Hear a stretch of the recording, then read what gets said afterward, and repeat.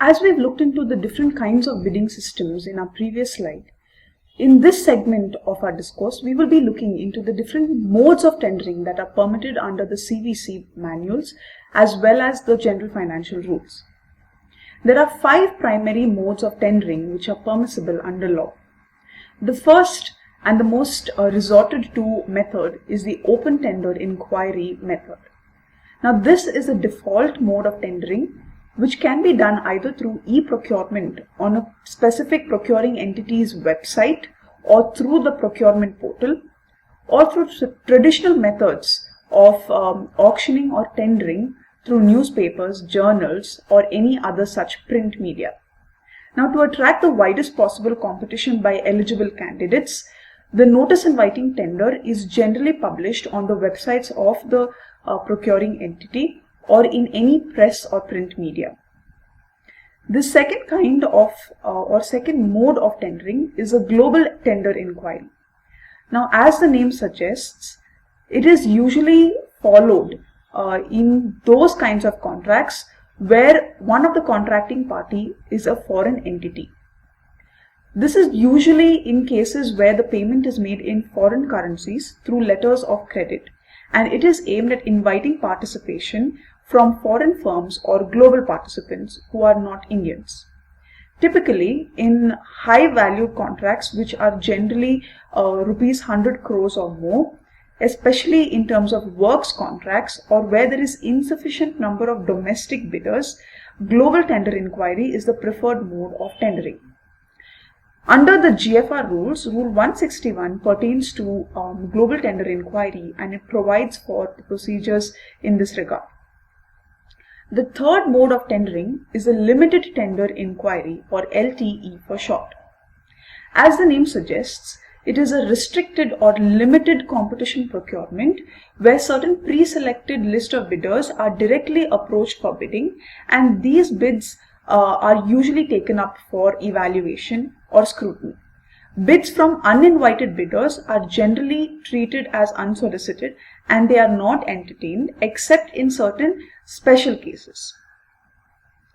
The other mode of tendering is a single tender inquiry, or what may be called as direct procurement.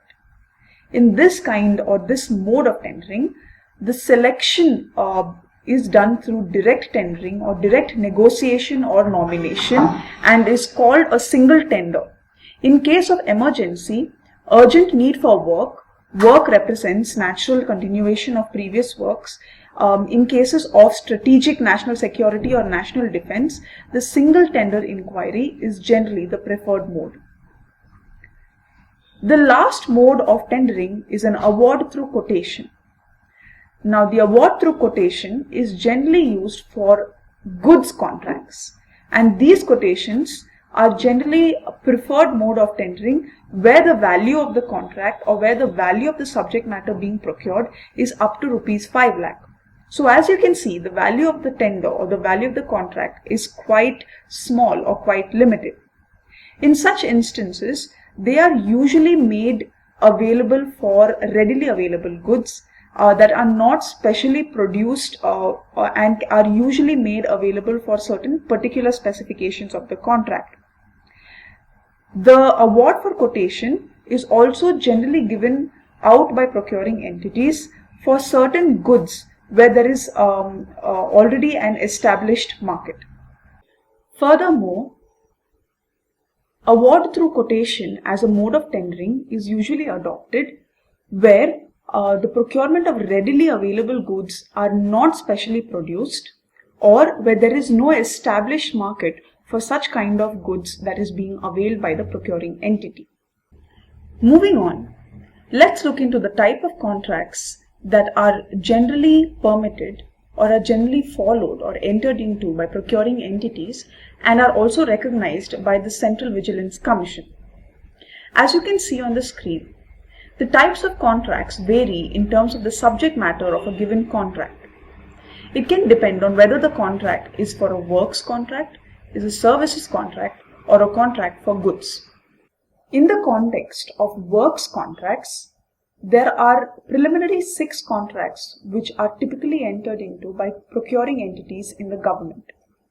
The first kind of contract are lump sum contracts. Now, as the name suggests, this form of contracts is typically used for work in which the contractors are required to quote a lump sum fixed price figure for completing the work in accordance with the given descriptions in a tender document. So this can include the designs, specifications, technical and functional requirements of a given contract. The bidder's price is deemed to include all elements of the cost, and there is no arithmetical correction or any price adjustment that is allowed during the course of evaluation or even execution of the contract. Now, lump sum contracts are generally easy to administer because there is a fixed price that is quoted for a given scope, and the scope also is a fixed scope of a contract. And when it comes to making payments, the payments are clearly linked to specified outputs or specified milestones. So therefore, lump sum contracts are usually the preferred mode of contracts for any works that are being allotted by government entities. The second kind of contracts in a works contract is an item rate contract. Again, as the name itself suggests, for item rate contracts or item rate tenders, the contractors are required to quote a rate for each and every individual item of work on the basis of the bill of quantities provided in a given bid document. So there might be possible variations at some point in time based on price escalation. However, this will be decided at the time of executing the terms and conditions of the contract. Item rate contracts are usually preferred in those instances where the inputs or where the variables are generally subject to certain change or price escalations. The third type of contract in a works contract are percentage rate contracts. Now, percentage rate contracts are usually employed or usually utilized where the contractors are required to quote rates as an overall percentage over and above or below the total estimated cost. Now, this type of contract usually works best when the contract or the work does not involve any major design processes or directions from the contracting agency, and just simple directions in the form of drawings are sufficient to execute the contract. The benefits of such kind of contract is usually that it is always time saving, and it does not involve or does not require too much effort in terms of detailed designs. So usually in case of construction contracts, this type of tender is preferred. Now, this type of tender can also be used in respect of small and routine types of original works where the estimates can be based on certain schedule of rates which are pre-estimated. The next kind of contracts are piecework contracts. Now, these are usually used in those cases where it is necessary to start work in anticipation of any formal acceptance of a contract or any agreement on piecework contracts that may be drawn up. And then later on, the contract may be cancelled as soon as a regular contract is signed. So piecework contracts are usually considered to be temporary contracts, and they provide for payment of stipulated rates only when it refers to such quantity of time, and also stipulates that the procuring entity may put an end to the agreement at his option at any time. So piecework contracts are technically short-term contracts which are usually entered into when there is any intermediate work involved. The next and most important kind of contract are EPC, or engineering, procurement and construction contracts, which are also called as design and build contracts. Now, these type of contracts generally rely on assigning the responsibility of right from investigation, designing and constructing a given work to the contractor for a lump sum price which is determined through competitive bidding processes. The objective of these kind of contracts is to ensure complete implementation of the project or the work so assigned, to ensure specified standards of a fair degree of certainty relating to the costs and times at the time of transferring the construction risks to the contractor. So EPC contracts are generally considered to be holistic kind of contracts where the contractor is generally vested with higher responsibility under the terms and conditions of the contract.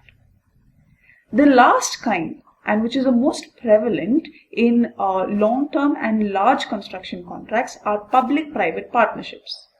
Now, PPP generally means an arrangement between a government, a statutory entity, or a government-owned entity on one side, which is generally called as a sponsoring authority, and on the other side there will be a private sector entity. Usually a legal entity in which 51% or more of the equity is with private partners or private concessionaires. Now, these type of contracts are generally for the creation or management of public assets or public services through investments which are being made or managed or undertaken by the concessionaire, or in this case a private entity, for a specific period of time. And here there is a well-defined allocation of risks between the government entity or the authority and the concessionaire or the private entity. Now let's look at kinds of contracts within the context or category of service contracts. The first category of service contracts are lump sum contracts.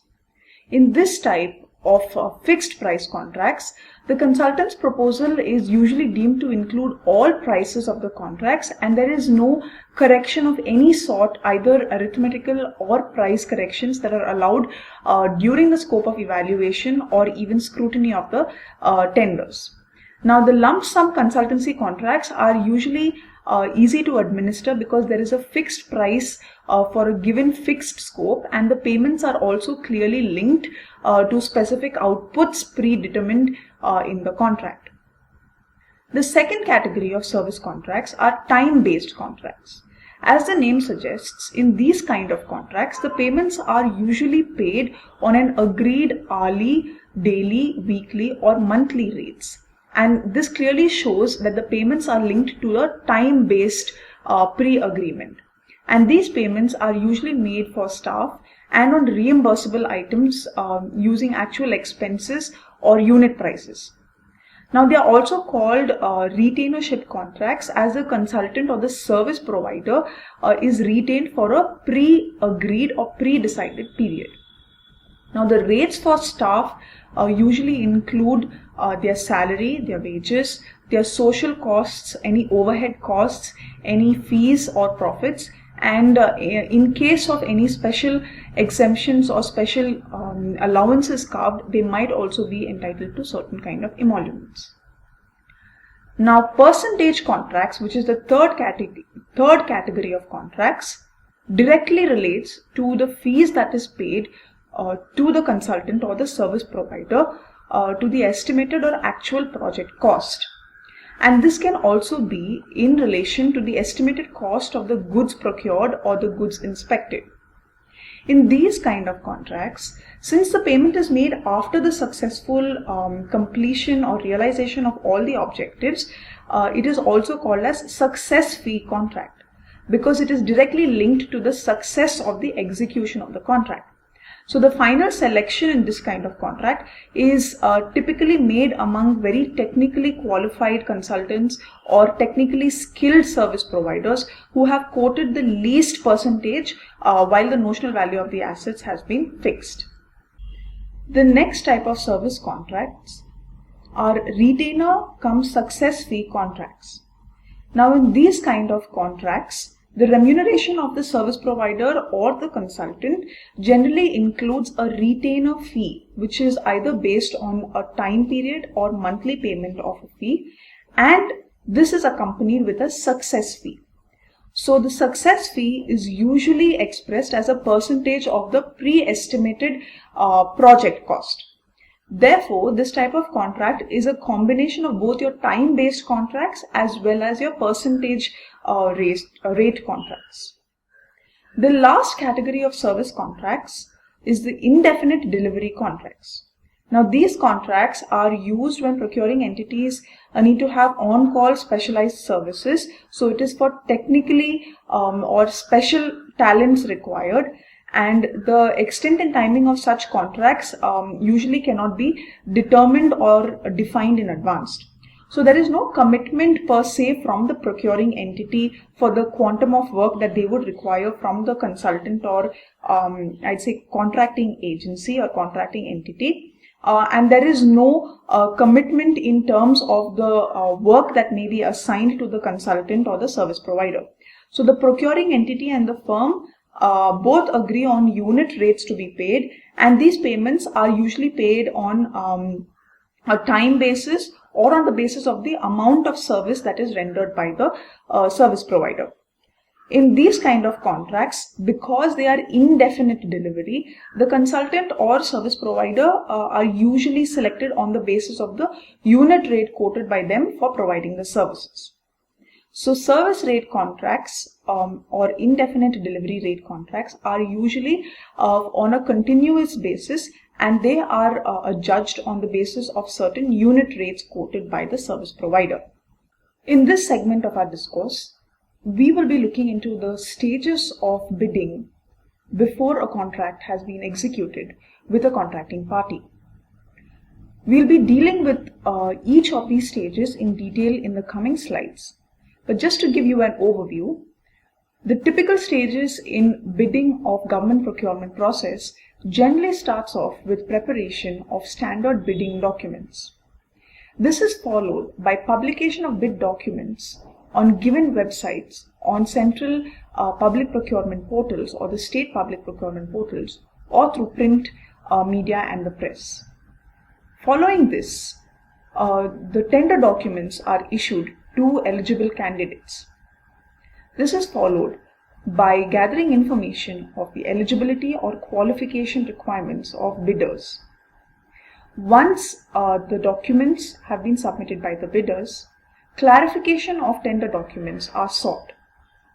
This is followed by any amendment of tender documents, after which a pre-bid conference is typically held, and then the final bids are submitted to the procuring entity.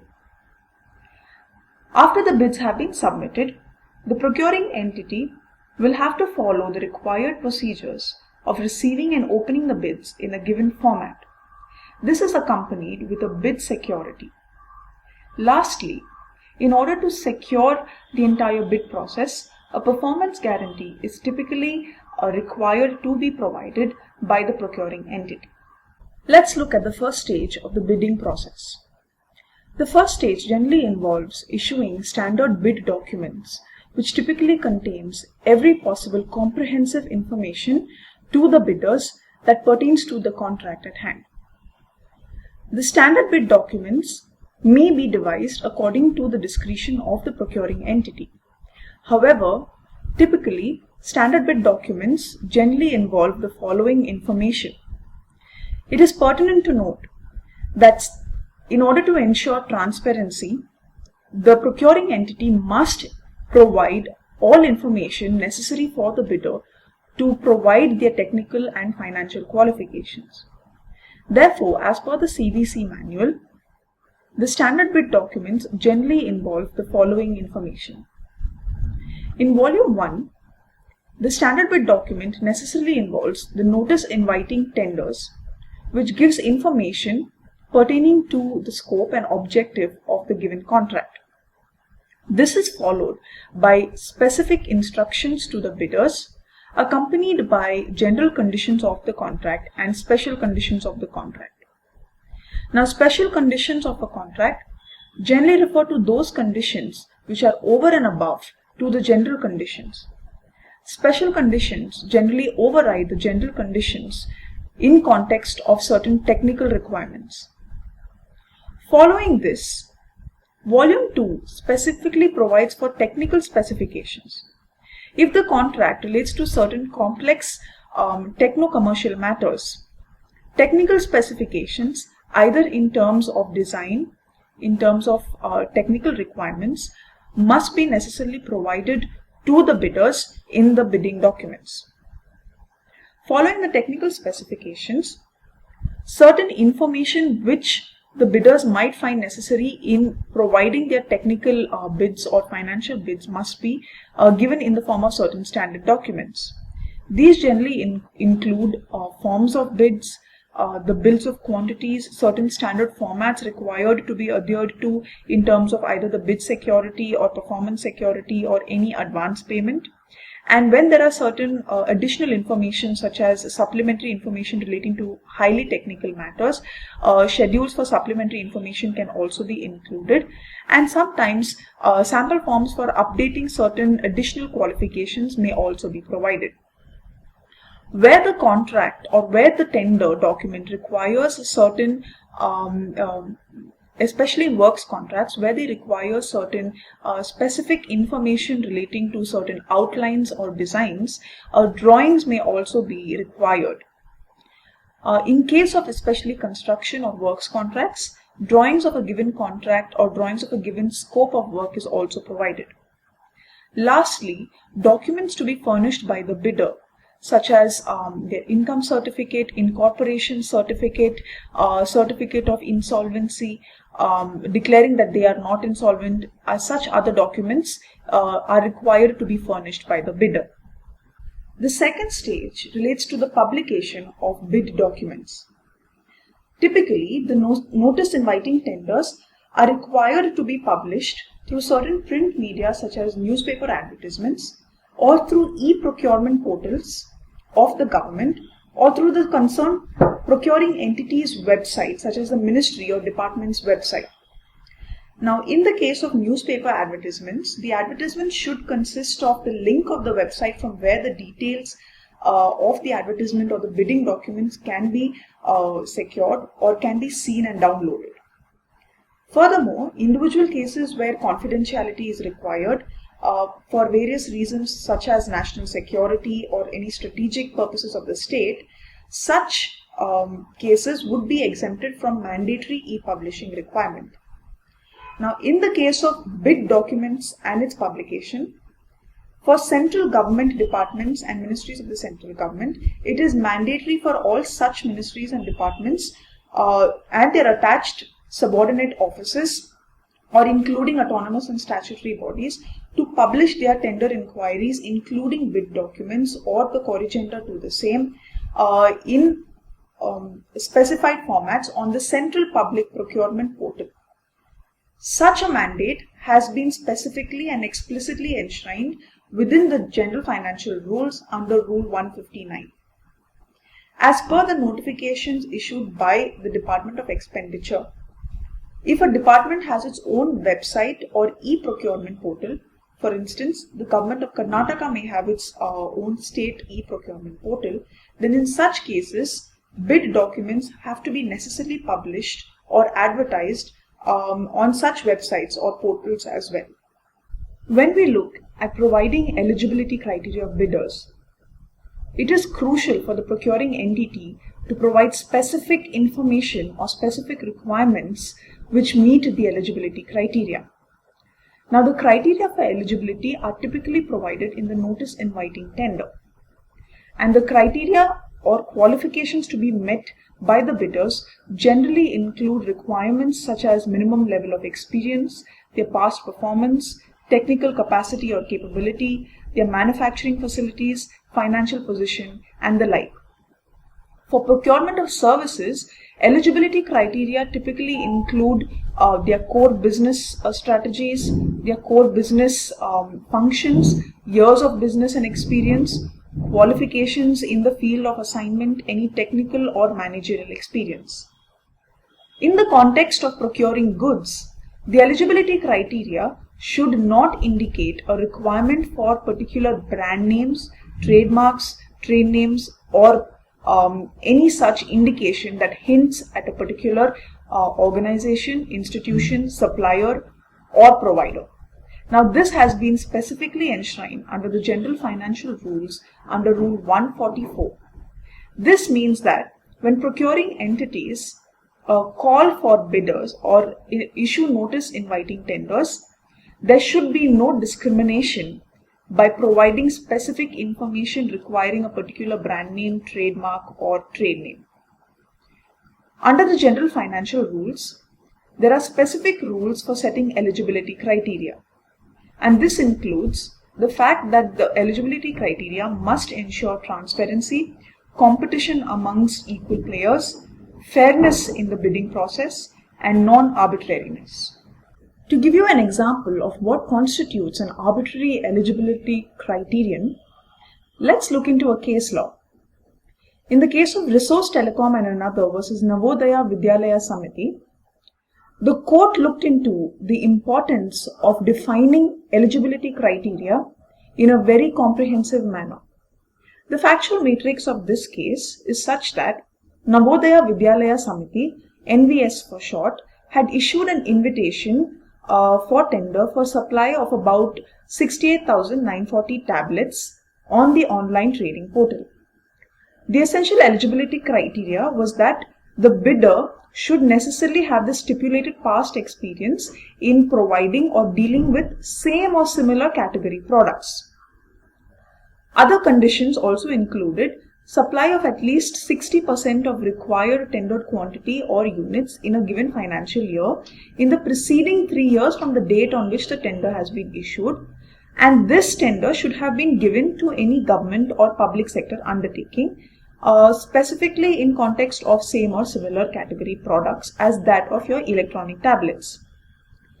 Furthermore, the tender document also stipulated that 35% of the tender quantity units must necessarily have been executed as a single order in one financial year.